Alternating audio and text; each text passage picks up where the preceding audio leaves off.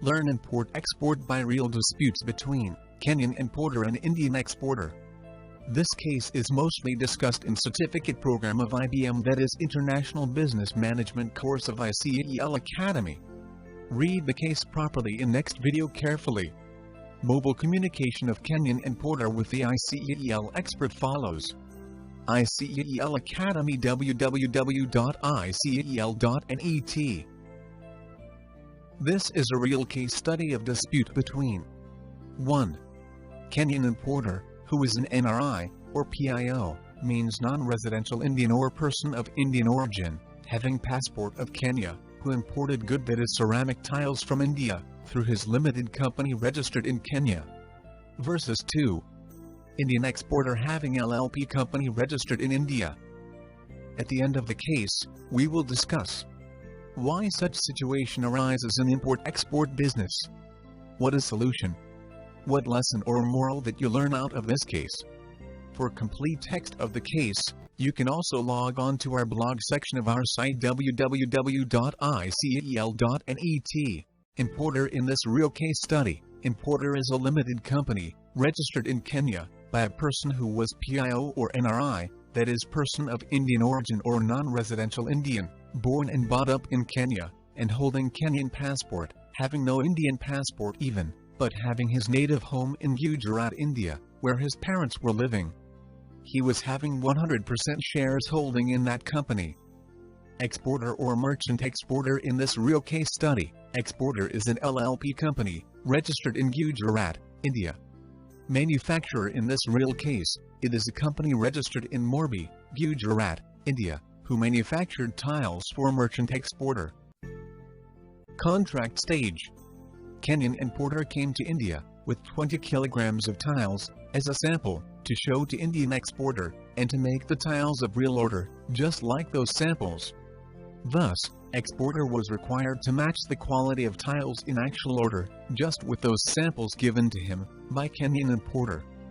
Based on all such clarities, importer and exporter agreed to do the business of tiles, and came to an agreement to transact 11 containers of tiles, each container of 20 FCL from Mundra Port, Gujarat, to Mombasa Port, Kenya. Terms of sales in contract or PFI. Terms of delivery and Incoterm was, FOB Mundra Port. In proforma invoice, that is PFI, FOB was the delivery term. Values in PFI taken by exporter. FOB value, $70,000. Freight charge, $7,700. Insurance costs $300. CIF value $77,000. Terms of payment, 45 days from bill of lading date. Stage of shipment and import of cargo. While exporting tiles, the shipment was delayed by the exporter by approximately 20 to 30 days.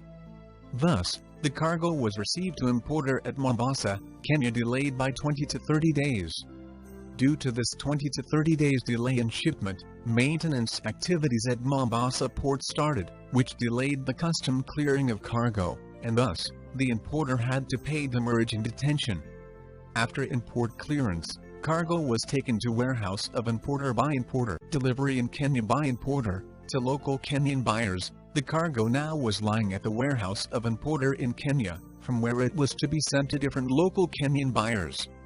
At the time of delivery of cargo to local Kenyan buyers, importer noticed one unusual thing with the boxes that, when tile boxes were picked up by laborers, the boxes had some typical noises, like lick, click indicating that tiles in the boxes might be in broken stage. When boxes were opened, it was found that few of the tiles were broken in many boxes. Importer sorted out such boxes containing broken tiles, and only good ones were sent to Kenyan local buyers by the importer. Such broken tiles were approximately to the tune of 35% of whole cargo. Dispute between Kenyan importer and Kenyan local buyers. Kenyan locals who bought tiles from importer also started complaining to the importer that tiles received are of poor quality and gets broken when trying to fit it in construction, and thus it is not usable, and so local Kenyan buyers said the importer to take back the delivered tiles boxes at his cost immediately, as storing and maintaining unusable tiles boxes is occupying usable spaces of their warehouses and also is increasing their storage charges. Dispute between Kenyan importer and Indian exporter. Kenyan importer informed to the Indian exporter about the tiles quality issue and invited him to Kenya, for which exporter denied and requested importer to sell off the tiles anyhow, at any cost, as bringing all 11 full containers back to India, as exporter said, was not possible economically. But since the quality was not at all getting sold in Kenya, exporter requested importer to sell cargo at even lesser prices. Importer tried to sell cargo at reduced rates in Kenya, but again he failed in doing so, due to high degree of quality issue, and so, importer could not recover any payment from his local Kenyan buyers. Default of importer to pay exporter. During this, the due date of payment 45 days from bill of lading date also passed, and exporter kept on demanding payment for their shipment of 11x20 FCL. Neither importer got any payment from his local Kenyan buyers, nor he paid to exporter in turn. Thus, Kenyan importer got defaulted in making payment to Indian exporter. In this process of such negotiation of settlement and fault-finding exercise, a little more than a year passed through. Threats from exporter to importer. After 1 year of futile efforts from importer and exporter to resolve the matter, when the subject was not resolved, Indian exporter started giving threats to importer and his family living in India at that time, by phone. Even importer wife started getting calls from police to come to meet the police and give her answers and statements for the matter. Police complaint was lodged by exporter, and the case then was filed, and orders were taken from the court to detain the passport of Kenyan importer when he is in India, so that he might not flee back to Kenya. Since the Kenyan importer was in India at that time, he was under Indian jurisdiction, and so, taking the benefit of it, his passport was detained through court order, and thus, he was disabled to flee back to Kenya. Troubles to Kenyan importer and his business in Kenya. Today, when this presentation is being made in 2019, still material is lying partly in godown, that is warehouse of Kenyan importer in Kenya, and partly with his buyers in Kenya. In both the cases, Kenyan importer is bearing the cost of storage till today. Kenyan importer has surrendered his passport here in India to authorities, and so he cannot go back to Kenya to handle his business there in Kenya, and thus, his business is also spoiled for last 1 year there in Kenya. Troubles to Kenyan importer in India. Kenyan importer is left at the mercy of either a court or the exporter. Case A. In case of court, Kenyan importer either has to get interim order to get his passport back to go back to Kenya under some bond or security given in court, or has to wait till the case filed is disposed of by final order or judgment, which probably may take years or decades in Indian judicial system. Case B. In the second case, importer would have to sit on negotiation table with exporter, which probably will spoil his game, as he cannot negotiate and pay for such poor quality material. Thus, complete business of Kenyan importer in Kenya is spoiled because of his unprecedented long stay in India, due to detainment of his passport.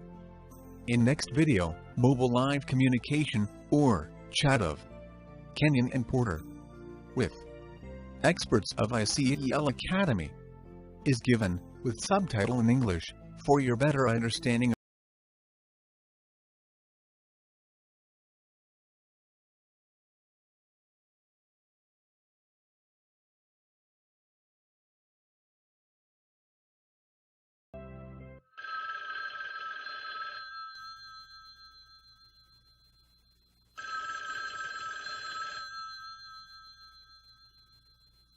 નટશેલમાં તમને કહી દઉં કે તમે કેન્યામાં લગભગ 11 container માલ મંગાવ્યો, સબ standard સબ quality material તમારી પાસે આવ્યું, બરોબર. પેમેન્ટ કન્ડિશન તમારી ડીએ હતી, બરોબર. 60 ડેઝની ક્રેડિટ હતી, બરોબર. આમાં કોઈ જો મારી અન્ડરસ્ટેન્ડિંગમાં ભૂલ હોય તો મને કરેક્ટ કરજો તમે, બરોબર. અને માલ સબ સ્ટાન્ડર્ડ આવવાના લીધે તમારો માલ વેચાયો નહીં, તમે ઓલરેડી ત્યાં ઇમ્પોર્ટ ડ્યુટી બધી વસ્તુ પે કરી નાખી, એના લીધે અત્યારે તમારું પણ સારું એવું ફંડ બ્લોક થઈ ગયું છે, બરોબર. તમારો જે સપ્લાયર અહીંયા હતો એને તમે એટલી જવાબદારી સોંપી હતી કે તારે માલ ફેક્ટરી પાસેથી લઈને મને સપ્લાય કરવાનો છે. અચ્છા, બરોબર. અને અત્યારે હવે સિચ્યુએશન એ આવીને ઉભી રહી છે કે માલ તમારો ત્યાં વેચાતો નથી, વરસ થઈ ગયું છે, આ લોકો પાછો લેવા તૈયાર નથી, પાછો લાવો તો પણ બીજા જો રીઇમ્પોર્ટ ઓફ એક્સપોર્ટેડ ગુડ્સ 1 વર્ષ પહેલાનું હશે, પ્રોબ્લેમ અનેક ગણા વધી જશે એમના પણ, બરોબર. ઓમે કદાચ જેને મેં વાત કરી હતી મને શું કહે કે પાછા કન્ટેનર બુક કરીને પાછા ત્યાંથી માલ અહીંયા મગાવવાનો, દેટ ઇઝ એક્સ્ટ્રા બધા ખર્ચા થાય બધા, અમારે તો દેવા ઉપર ગાજવાનું થાય એમ. માલ ત્યાં પહોંચ્યા પછી તરત ખબર પડી કે ડેમેજ કન્ડિશનમાં કાર્ગો આવ્યો છે કે પછી? એટલે માલ ટૂંકમાં ત્યાંથી આપણે રિલીઝ કરી નાખ્યો, ટ્રાન્સપોર્ટ થી આપણે વેરહાઉસમાં આવી ગયો. વેરહાઉસ માંથી જે કસ્ટમર્સ પાસે આપણે ઓર્ડર્સ લીધા હતા એ બધાનો માલ ડિસ્પેચ કર્યો, આપણે ડિસ્પેચ કરીને કસ્ટમર્સ પાસે પહોંચ્યો ને. હવે જયારે આપણે અમુક લોડિંગ કરતા હતા ને ત્યારે લોડિંગમાં ખબર પડી કે અંદર બોક્સીસ ઉપાડીને એટલે અંદર ક્લિંગ અવાજ આવે, એટલે ખબર પડે કે ટાઇલ્સ તૂટી ગઈ છે. હા, એટલે ત્યારે અમુક ખબર પડી એટલે આપણે બધી સાઈડમાં કરી. અમુક કસ્ટમર ત્યાં પહોંચી ત્યારે કસ્ટમરે તરત કીધું કે આમાં અમે કસ્ટમરને વેચી હતી કન્ઝ્યુમરને, કન્ઝ્યુમર પાછી લેવા સહી કે આ બ્રોકન ટાઇલ્સ છે. તમે પછી ત્યાં માલ પહોંચ્યા પછી કેટલા ટાઈમમાં આ લોકોને ઇન્ટિમેટ કર્યું હતું અંદાજે? અને ઇન્ટિમેટ બાય કોલ કર્યું હતું કે બાય મેલ કર્યું હતું? ના, બાય કોલ જ. મેલ તો હજી સુધી મેં કોઈ દિવસ કર્યો જ નથી. મેલ આ ફર્સ્ટ ટાઈમ આપણે કરવાની ટ્રાય કરીએ. એટલે રિટર્ન પ્રૂફ આપણી પાસે કોઈ કોમ્યુનિકેશન ના બીજા છે? ના, બાકી તો મેઇન શું છે કે એ લોકોએ માલ મોકલ્યો તો એ લોકોને ખબર છે. બાકી તો હું એ લોકો સાથે એક્ટિવ ફોનમાં તો વોટ્સઅપ ઉપર તો વાત થતી જ અમારે ઓલ ધ ટાઈમ. વોટ્સઅપ નો કોઈ બેકઅપ તમારો એ વખત નો પડ્યો હશે ખરો? ના, એટલે ફોનમાં વાત થઈ હોય આપણે, એટલે વોટ્સઅપ એટલે કોલ થ્રુ તો રેકોર્ડ ના થાય વોટ્સઅપ. ઓકે. એટલે પણ બાકી આપણે એને વાત કરતા કે આ પ્રમાણે છે ને, આપણે તો શું છે ગુડ ઇન્ટેન્શન ગુડ ફેથ કે આ સિચ્યુએશન છે, this is the proper situation we are going through. કેમ કે નકર તો આજે તમે સમજો 1 વર્ષ સુધી તો એ વેઇટ ના કરે ને before taking me legally to a court. એ અત્યારે લઈ જવાની વાત કરે છે તો આ વસ્તુ તો વર્ષ દિવસ પહેલા કરી નાખી હોત ને. But the reason why they were hanging in is કે એ લોકોને ખબર છે કે આ સિચ્યુએશન થઈ ગઈ છે.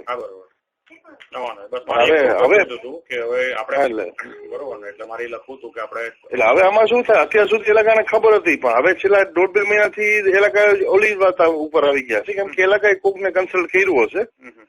એટલે બધા હવે શું કે છે કે ના અમે કઈ ના જાણીએ, અમે તમને માલ મોકલો તો અમને પૈસા જોઈએ છે. એટલે અત્યાર સુધી આપણે જે સંબંધથી વાતો કરી એ ટૂંકમાં એને કઈ મતલબ ના રાખ્યો એ વસ્તુ. હવે ઓલી પઠાણીઓ કરેલી ઉપર આવી ગયા, સમજે તમે? કે હવે તમે પૈસા આપો, અમે તમને માલ આપ્યો તો. કે જે માણસે મને એક્સપોર્ટ કર્યું ને, હવે એને કોઈક લોકલ ફેક્ટરીમાંથી ત્યાં બનાવડાવ્યો છે માલ. હવે મેં લગાન શું છે, સેમ્પલ્સ આપ્યા હતા. હવે સેમ્પલ્સ ફેક્ટરીમાં બનતા હોય ત્યારે આપણે જોતા હોય. હવે ત્યારે we are not looking at, because boxes ની અંદર 27,000 બોક્સીસ હતા, અપ્રોક્સિમેટલી 27,000 બોક્સીસ. હવે એક બોક્સ તો આપણે ખોલીને સાહેબ જોયું ના હોય. એક ભરોસાની વાત હોય કે હાલો આપણે સેમ્પલ્સ આપ્યા છે ને એ પ્રમાણે માલ બનાવ્યો છે. હવે થિંગ ઇઝ કે વાહ નીકળી ગયો માલ, બધું થઈ ગયું. હવે મારી મિસ્ટેક શું હતી કે જસ્ટ આપણે સરખી તમે ઇન્ડિયન હોય એટલે આપણે શું થાય કે ભરોસા કરી. હવે વસ્તુ શું થયું કે મેં ત્યાં રિપોર્ટ નતો કરાવ્યો, પણ મારી પાસે ટાઇલ્સના સેમ્પલ્સ તો મારા ગોડાઉનમાં પડ્યા છે. હું એનો રિપોર્ટ તો ગમે ત્યારે કેનિયામાંથી કરાવી શકું છું ને. રિપોર્ટમાં અત્યારે તમને જે ધમકી આપે છે એ જે પેલો જે માણસ એક્સપોર્ટ કર્યો છે એ કે ફેક્ટરી વાળો ધમકી આપે છે અત્યારે? હવે એ શું કે છે, જેને મને એક્સપોર્ટ કર્યો ને, હવે એ ફોર્મમાં એનો માલિક કોણ છે ને, સાચું કોણ તો મને નથી ખબર એનો માલિક કોણ છે. ત્યાં 3-4 બધા જણ હતા બધા હોટેલ્સમાં. હવે એમાંથી ઓલા બધા કે અમે બધા કંપનીના માલિક છે. હવે એમાંથી આઈ ડોન્ટ થિંક બધા કંપનીના માલિક છે, એકાદો છે. હવે મેઇન ઇન્ટરેસ્ટ એલાકાને હતો to give me this goods. મેં કઈ એલાકા સામે કોઈ માંગણી કરી નથી કે મને માલ જોઈએ છે. એલાકાને ખબર છે કે હું અહીંથી આફ્રિકા અવારનવાર જાતો અને I do a lot of business. તમે તો આફ્રિકામાં બોર્ન એન્ડ બોટ અપ છો તમે, બરોબર? હાજી. એટલે એ લોકો કેટલા ટાઈમથી તમારા કોન્ટેક્ટમાં હતા આ લોકો? એટલે એવી રીતે જસ્ટ આમ ફેમિલી ફ્રેન્ડ્સ થ્રુ ને એવી રીતે આપણે ઓળખતા હોય ને એકબીજાને, એમ કરીને આ લિંક મળી હતી. ઇટ વોઝ નોટ ઇવન કે અમે આના ભેગા બહુ હૈરા ફૈરા છે. We don't know them very much personally. Okay. પણ એ લોકોને શું હોય તમને કહો ને બધાને ઇન્ટરેસ્ટ છે કે બારે તો એવું જ લાગે કે ડોલરના ઝાડ લગાડેલા છે, તમે જાઓ ને ખંખેરી. એટલે આમાં એવું જ થયું હતું સ્ટાર્ટિંગમાં મને શિપમેન્ટ છે ને ઓલમોસ્ટ 1.5 મહિના મોડું આવ્યું, અને 1.5 મહિના મોડું આવ્યું ને હવે ત્યાં મુંબાસામાં રિનોવેશન ચાલુ કર્યું કે પોર્ટમાં. એટલે પોર્ટમાં રિનોવેશન ચાલુ થઈ ગયું એટલે it's government thing, again it's corrupt government over there also. એટલે એમાં શું થયું ડિલે ના હિસાબે દે ટુક અનધર 1 month. એટલે થોડાક મને ડેમેજ ચાર્જીસ ને એ બધું લાગ્યું મને, એ બધું મેં મૂક્યું જસ્ટ બીકોઝ અહીંથી 1.5 મહિનો માલ મોડો મળ્યો મને. એટલે એ ટાઈમમાં 1.5 મહિના હિસાબ મારે એમાં ડેમેજ ભરવા પડ્યા. ઉપરથી આ માલ છોડાયો ને પછી એ છોડાયો એના પછી માલ જેટલા કસ્ટમર આપું કસ્ટમર લીધો પણ બધા એના એ જ પ્રોબ્લેમ છે. હવે મને પ્રોબ્લેમ શું થાય છે સર, મારું રેસિડેન્ટ ઇન્ડિયામાં છે અને આફ્રિકામાં છે. બરાબર. હવે for this if they take me to court, મારી લિમિટેડ કંપની છે, it's a limited firm I have.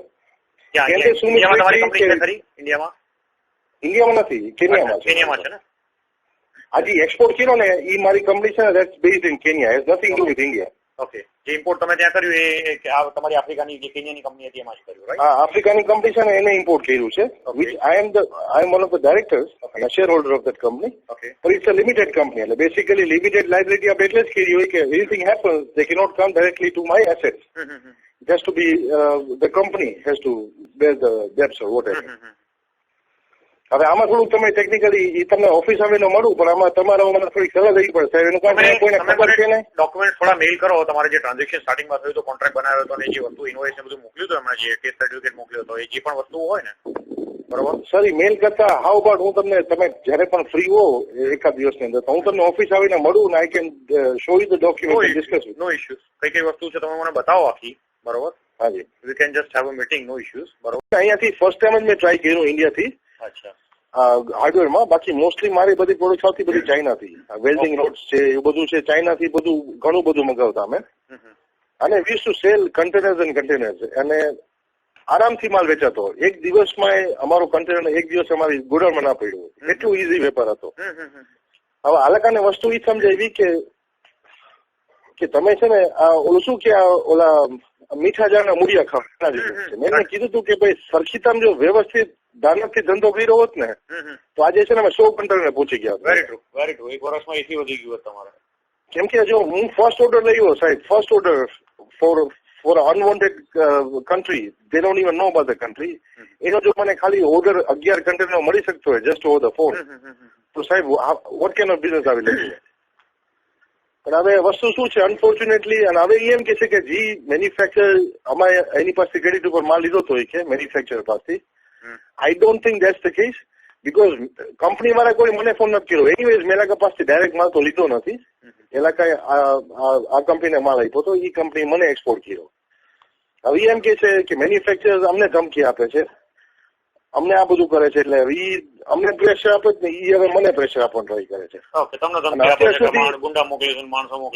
એટલે અત્યાર સુધી લેંગ્વેજ શું હતી કે એ લોકોને ખબર છે સિનારીઓ શું છે. હવે શું કે છે એ અમે કઈ ના જાય ને વર્ષ દિવસ થઈ ગયું, તમને માલ મોકલ્યો તો માલ બધો બરાબર છે, એ તમારો પ્રોબ્લેમ છે, અમારો કઈ પ્રોબ્લેમ નથી. એટલે હવે ટૂંકમાં એ લોકો કઈ વસ્તુ ક્લેમ નથી. હવે તમે પ્રોડક્ટ જયારે લેવાની હતી ત્યારે પ્રોડક્ટ નું કમ્પ્લીટલી ડિટેલ, કારણ કે તમે આ માર્કેટમાં છો એટલે પ્રોડક્ટ નું સ્પેસિફિકેશન તો આ લોકો લખીને મોકલી જશે કે આટલી હાર્ડનેસ જોઈએ છે, આ ક્વોલિટી જોઈએ છે. સર એમાં શું છે લખીને વસ્તુ છે કે હવે અગેન ઇટ વોઝ જેમ કે ચાઇના હોય તો આપણે બધું લખીને મોકલતા બીકોઝ આપણે ખબર આપણે ચાઇનીઝ ભેગો ધંધો કરીએ છીએ. અહીંયા શું થયું, હું ફિઝિકલ સેમ્પલ્સ પોતે ફ્લાઇટમાં લઈને આવ્યો હતો. I brought like almost 20 kilos of tiles over here with me. Okay. એના કારણે મેં શું કીધું કે હા કેન્યાથી આવ્યો ને ત્યારે મેં લાઈવ સેમ્પલ્સ દેખાડ્યા. મેં કીધું આ સેમ્પલ છે, જો સ્પેસિફિકેશન તમને હું એમને કહીશ આટલી હાર્ડનેસ છે આ તે બધું ઈ મને નથી ખબર. આઈ એમ નોટ અ મેન્યુફેક્ચરર. આ ટાઇલ્સ ત્યાં ચાલે છે, આ ટાઇલ્સ તમને બનાવીને આપી શકતા હોય ધીસ સ્પેસિફિકેશન, તો sky is the limit. Okay. આપણે ભાવમાં કમ્પીટ કરી શકીએ છીએ. Sky is the limit. We can do unbelievable business. Okay. એટલે એ શું કે વાંધો નહીં, હું તમને મેચ કરી દઈશ. અહીંયા કોઈ ના તો પાડતું જ નથી કે નહીં થાય મારું. એટલે બેસિકલી બનાવી લીધું. મારા માટે શું હતું કે ઓકે એલાકાએ પોતે ક્રેડિટ ઉપર માલ આપે છે, એટલે મતલબ શું છે કે એલાકા સિરિયસ છે અબાઉટ ધ બિઝનેસ. એલાકાને શું છે એક જ 11 કન્ટેનરમાં અડધા કન્ટેનર નફા લઈ લેવાતા. સમજ્યા તમે? ચાલો ભાઈ 11 કન્ટેનરમાંથી 5 કન્ટેનર આપણે નફો થઈ જાય. આખા ઇન્ડિયાની પંચતંત્રની આપણી પેલી વાર્તા છે ને સાહેબ, આખા ઇન્ડિયામાં હાલત છે. અમે તો 15 વર્ષથી આ બધું કરીએ છીએ, એક્સપોર્ટ ઇમ્પોર્ટના બિઝનેસમાં છીએ અને અમે થાકી જઈએ છીએ. લોકો એમ કે છે કે how to search for the buyer. સાહેબ બહુ ઇઝી છે how to search for the buyer. Digital વેમાં ડિજિટલ મીડિયામાં અત્યારે બાયર્સ તો મળી રહ્યા છે. પ્રોબ્લેમ ક્યાં છે? ખાટલે ખોટ હોય છે. જે જમીન ઉપરથી તમારો કૂદકો મારવાનો હોય છે ને ત્યાં તમને પ્રોપર સપ્લાયર નથી મળતા. કારણ કે જે 5 બાયર તમે ગુમાવો ને સારા, આ મારો પર્સનલ એક્સપિરિયન્સ છે, ત્યારે એક સારો સપ્લાયર મળે છે અહીંયા. કારણ કે અહીંયા શું છે, લોકોને taken four granted, quality maintain નહીં કરવાની, ક્વોન્ટિટી મેન્ટેન નહીં કરવાની, ટાઈમ મેન્ટેન નહીં કરવાનો. And that's the reason we are always used to say our students, if you can match two cultures, you can do a better exports. પણ આ culture match કરવું કેમનું પોસિબલ છે? કારણ કે આપણા કલ્ચરમાં જ આ વસ્તુ ઘૂસી ગઈ છે. પેલા પંચતંત્રની વાર્તા જેમ કે મરઘીને હલાલ જ કરી નાખવી હોય એક જ ધડાકે. બસ એ જ વસ્તુ જ થઈ છે.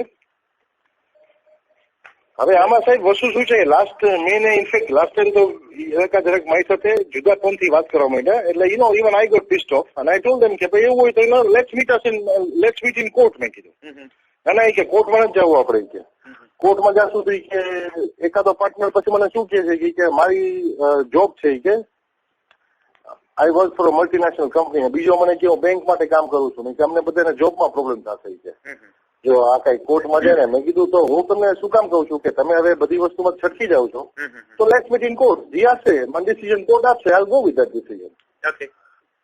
પણ હવે બેસિકલી કોર્ટમાં એટલે સર હજી સુધી તો મને કોઈ દી એક કન્ટ્રીમાં ઇસ્યુ નથી થયો, પણ first time I come with this kind of issue કે એમાં શું છે પાછું ધ લેંગ્વેજીસ છે. મને ખાલી દુઃખી વસ્તુ લાગ્યું, બાકી હજી વાંધો નતો. પણ લેંગ્વેજ હું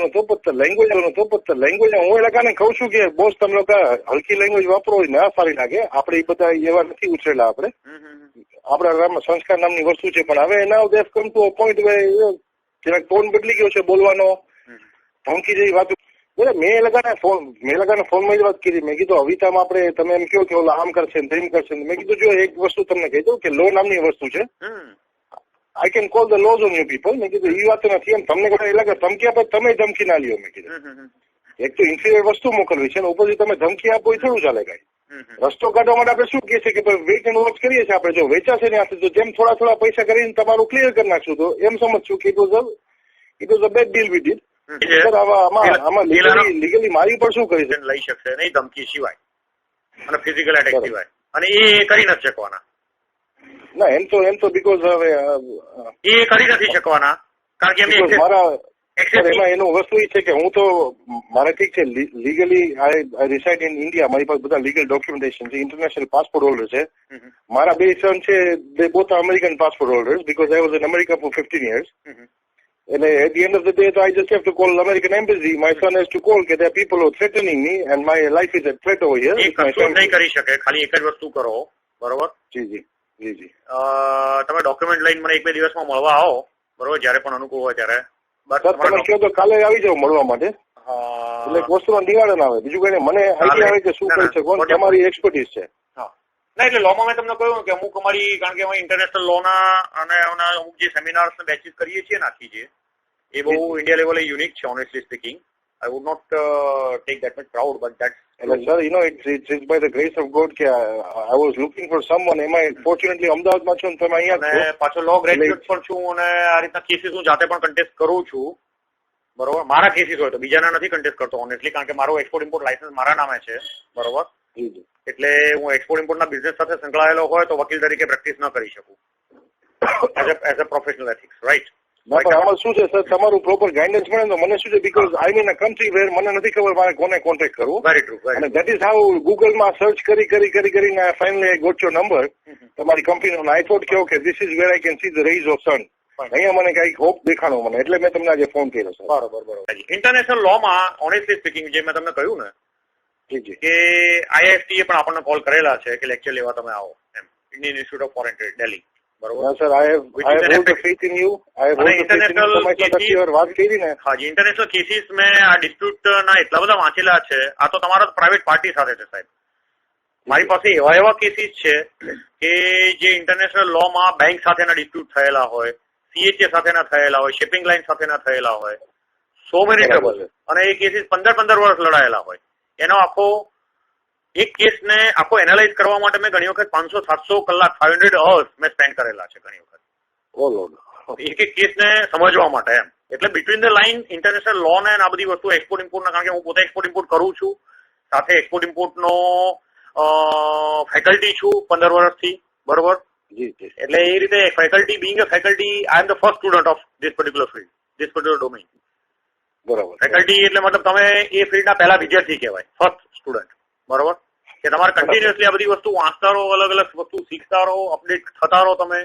મને એ બધી વસ્તુઓ મારા બિઝનેસમાં પણ બહુ યુઝફુલ થાય છે. અને સાથે સાથે હું જ્યાં ભણાવું અથવા લેક્ચર લઉં છું ત્યાં લોકોને લાગે છે કે સાહેબ બહુ યુનિક વસ્તુ તમે આપી છે અમને. બરાબર છે. અનપેરેલલ એમ આખી. આ બધા કોશિશ તો કહું છું ને કે ઇન્ડિયા લેવલે આપણે ફર્સ્ટ ટાઈમ લોન્ચ. ચાલો ફોર્ચ્યુનેટ ચાલો એટલે તમારી પાસે વાતચીત આવે little peace of mind. Things can work out. એમ એવું નથી કે આપણે અત્યારે મને તો બહુ નાનો પ્રોબ્લેમ છે તમારો. કોઈ ટેન્શન નથી તમારા માટે, ઓનેસ્ટલી કહું તો તમારા માટે કોઈ પ્રોબ્લેમ નથી. તમારો આ ઘણો ઉપર છે. અહીંના લોકો જે લેવલે તમને ફસાવે છે ને ઘણી વખત, કારણ કે અત્યારે શું છે કે કાર્ગો તમારી પાસે આવી ગયો છે, ચલો ભલે સબ સ્ટાન્ડર્ડ છે હું કઉ છું, બરોબર, અને તમે પેમેન્ટ આપ્યું નથી, બરોબર. Now you have an upper hand, right? અહીંયા સમજો, બરાબર બરોબર. એટલે તમારો હાથ તો ઘણો ઉપર છે અત્યારે હજી કમ્પેરેટિવલી, બરોબર. અને એનું સોલ્યુશન લાવી શકાય એમ છે, કોઈ વાંધો નહીં આવે. એટલે કાલે આપણે મળીએ છીએ વિધાઉટ ફેલ, બરોબર ને, અને પ્રોપર ડિસ્કશન. હું તમને 11 વાગે સાહેબ ફોન કરું, બરાબર? પ્લીઝ બરોબર. ચાલો, થેન્ક યુ વેરી મચ.